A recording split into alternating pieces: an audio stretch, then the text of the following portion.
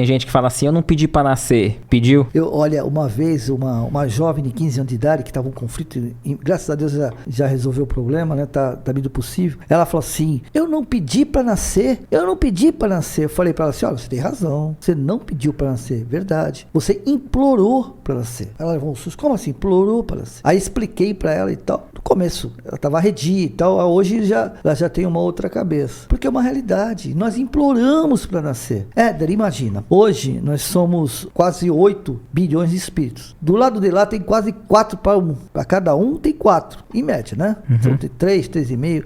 Eu arredondei para 4. Fora aqueles que estão migrando, né? De outros planetas e assim por diante. Você imagina, eu fico pensando, eu até brinco lá em casa, que minha neta não quer ter filho, né? Por enquanto. O meu outro neto também não, né? Minha filha já não pode ter mais, já teve 3, operou e tal. Minha esposa também não. Se eu desencarnar, como é que eu vou fazer? Nessa família, eu vou voltar? Provavelmente não. Você tá entendendo? Porque antes de mim tem aqueles que partiram, que já estão na espiritualidade 30, 40, 50 anos e que talvez precise continuar um processo de resgate dentro do seio familiar. Porque família não é só o marido, a esposa, o filho, a mãe, o pai. Não, família é os parentes, a parentela, os tios, cunhados, né? Sogra, sogro. Então pode reencarnar próximo. Entendeu? Porque o que é o reencarne a nível familiar? Por que eu reencarno com aqueles mais chegados, que são a nossa esposa e o marido nem tanto, né? Mas assim, os nossos filhos e os nossos pais. Porque quanto maior é o meu compromisso de desafeto, mais eu fico unido à necessidade de resgate. Tirando aqueles processos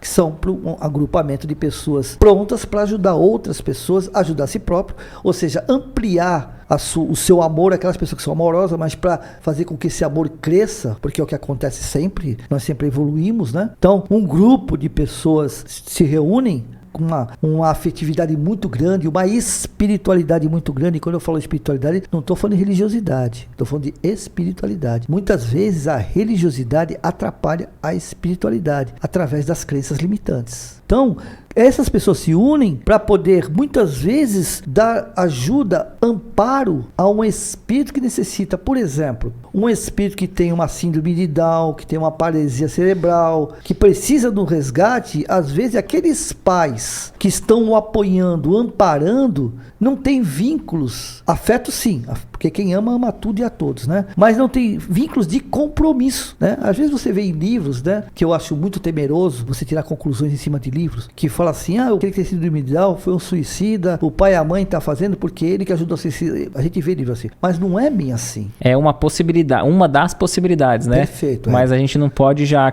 generalizar e já cravar o que ele fez, não cabe nem a nós, né? Essa investigação, essa análise, né? Não. Nem seguir, e outra coisa, não cabe a nós, e não cabe aos médicos ficar passando essa informação. Eu ouço muitas pessoas que me procuram, muitos chegam assim, não, porque eu fui, eu não vou dizer não, mas eu fui no centro tal, o médium tal, e às vezes o médium é assim, conceituado, respeitado, falou que na outra encarnação eu fiz tal coisa e nessa eu tenho que sofrer. Pronto, como é que você fala para uma pessoa que ela tem que sofrer nessa encarnação? Ou seja, quando ela começar um processo de alegria, de felicidade, ela mesmo cria uma autossabotagem. Eu não tenho direito de ser feliz porque eu fiz tal coisa com o meu filho. Você está entendendo como é que funciona? Aonde que a espiritualidade, se eu não aceito, não é que eu não aceito, eu não tenho que aceitar, né?